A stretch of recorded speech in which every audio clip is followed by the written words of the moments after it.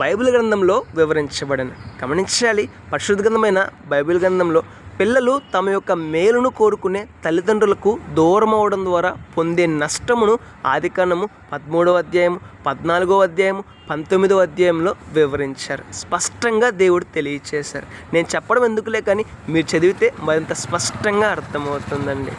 పిల్లల యొక్క మేలును కోరుకునేది తల్లిదండ్రులు, పిల్లలు బాగుండాలని కోరుకునేది తల్లిదండ్రులు, పిల్లలు శ్రేష్టమైన స్థాయిలో ఉండాలని కోరుకునేది తల్లిదండ్రులు, పిల్లలు అన్ని విషయాలలో వర్ధిల్లాలని కోరుకునేది తల్లిదండ్రులేనండి. అయితే పిల్లలు తమ మేలును కోరుకునే తల్లిదండ్రుల ఆలోచనను, ఉద్దేశాన్ని, ప్రేమను అర్థం చేసుకోకుండా తమ ఇష్టాలు, తమ ఆలోచనలు, తమ ఉద్దేశాలను పట్టుకొని తమ యొక్క తల్లిదండ్రులకే దూరం అయిపోతుంటారు.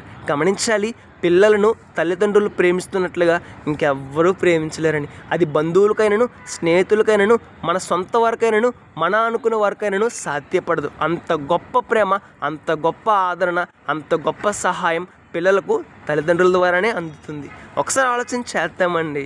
చాలామంది పిల్లలు తమ ఇష్టాన్ని ఆధారం చేసుకుని తమ తల్లిదండ్రులకు దూరం అయిపోతుంటారు, చివరికి నష్టాన్ని పొందుకుంటారు. ఇక్కడ జరిగింది కూడా అదేనండి. లోతు, అబ్రహాం అనే ఇద్దరు వ్యక్తులు మనకు కనపడతారు.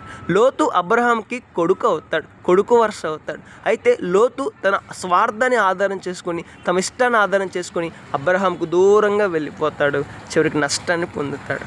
లోతు బాగుండాలని కోరుకున్నది అబ్రహామేనండి. లోతు ఆశీర్వదించబడాలని కోరుకున్నది అబ్రహామేనండి. అయితే అదే ఆలోచనను పట్టుకున్న లోతు అబ్రహాంకు దూరం అయిపోయి నష్టాన్ని పొందుకున్నాడు. మన జీవితంలో కూడా మన తల్లిదండ్రులకు దూరం అయిపోయి మనము దూరంగా వెళ్ళినట్లయితే కొంత నష్టాన్ని పొందుకునే ప్రమాదం ఉంది. ఒకసారి ఆలోచించేద్దాం, మన జీవితాన్ని మార్చుకుందాం.